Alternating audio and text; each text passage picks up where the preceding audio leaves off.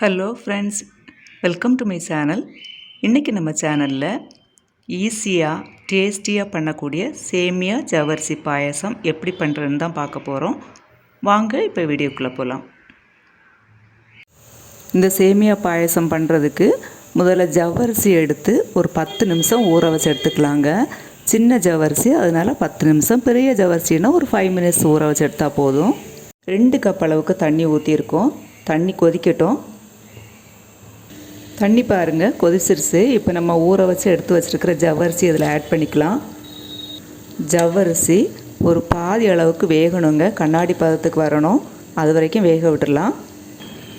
இப்போ பாருங்கள், ஜவ்வரிசி பாதி அளவு வெந்துருச்சு. நம்ம ஊற வச்சு வேக வச்சதுனால சீக்கிரமே வந்துருச்சு. இப்போ இதில் நம்ம சேமியா சேர்த்துக்கலாம்.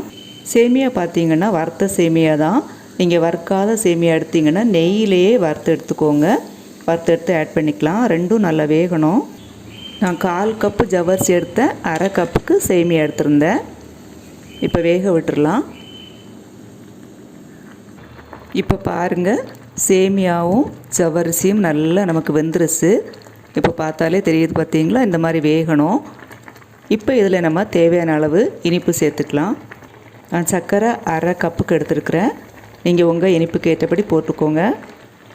சுகரை உருகி எல்லாம் நல்லா மிக்ஸ் ஆகட்டும். இப்போ இதில் நான் காய்ச்சின பால் தான் சேர்க்க போகிறேன். 1 கப் அளவு சேர்த்துருக்குறேன். ரொம்ப கெட்டியாக இருக்குது அப்படி தெரிஞ்சுன்னா நீங்கள் திரும்பவும் காய்ச்சின பால் ஆட் பண்ணிக்கலாம். ஆட் பண்ணி மிக்ஸ் பண்ணி விட்டுக்கலாம்.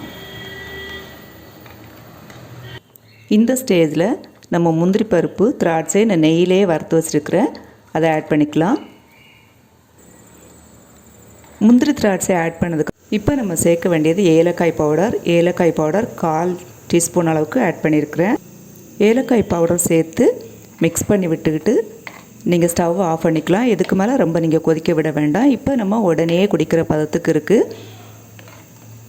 கொஞ்சம் லேட் ஆகும்போது இது கொஞ்சம் கெட்டியாகும். கெட்டி ஆயிடுச்சுன்னா காய்ச்சின பால் நீங்கள் ஆட் பண்ணால் போதும், நம்ம குடிக்கிற பதத்துக்கு வந்துடும்.